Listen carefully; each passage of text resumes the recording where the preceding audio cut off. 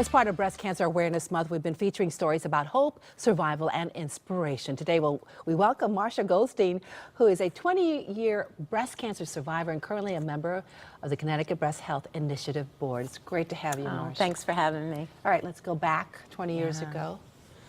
Yeah, it's quite amazing, 20 years. I'm just so very lucky. How did you find I have, everyone has their unique story, Exactly. and mine is proactive with my health, a vegetarian, a runner, and busy living my life, working, kids, the whole thing. You were already doing that 20 years ago. I'm doing that, and always took care of my, self. So I had a mammogram in October, and because I've always did self-breast and really got to know, as we say, the girls, I found something 2 months later, just in the shower, a lump. So you had the mammogram, and then 2 months after that. Exactly. And I said, what is this? Don't be ridiculous. My life had been where you just don't, you knew breast cancer was out there, but no, not me. But I was smart enough, I like to think, to say, well, I better check it out. So it was time for my annual, OBGYN.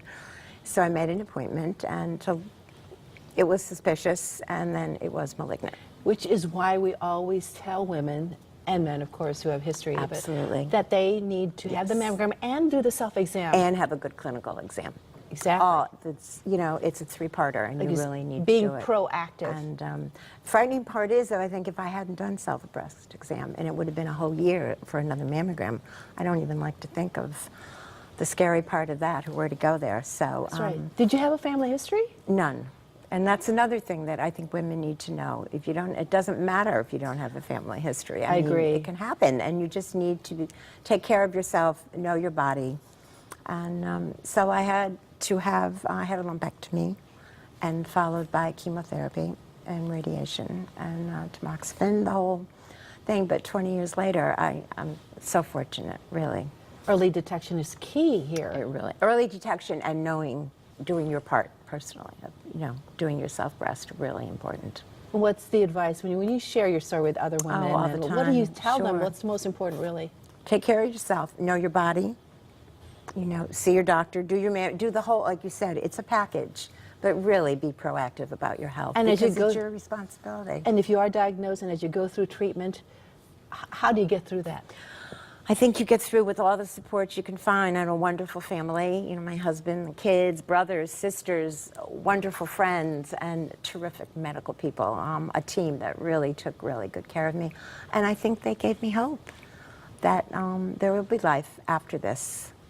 And there is. And there is. Here I am 20 years later. Exactly. I mean, how lucky am I? And you're very active with? Yes, the Connecticut Breast Health Initiative. Tell us more about the group. Well, I found myself after the treatment to know that I just had to turn this, it was this take the lemons and make lemonade thing. And when I heard about them, I got involved right away. And so I think it's a lifetime commitment, because mainly I'm so proud of our mission to make a difference locally in the fight against breast cancer. That's right. The money raised through education, research, forward-thinking research, and all the money stays in Connecticut. That's right. And the research is done in Connecticut. And we have such a high incidence rate of breast cancer here in Connecticut. We do, which nobody really understands why yet. I'd like to know why. We that. can't. But meanwhile, we need to do something about it. And we're a pretty innovative state here in Connecticut. So why not? Why can't we make a difference? I think it's part of a puzzle. And why not? Why couldn't we find a piece that will really make a difference? And just really quickly, we have just a few seconds left. Can you talk a little bit about the research? What's out there? What are you guys funding? We've done so many amazing things. I mean, we've done something with right here in Yale, where we have one of our doctors. I think you interviewed Dr. Michael DiGiovanna. I have. Trying to take some treatment they used right now, and trying to find where is the better way to go.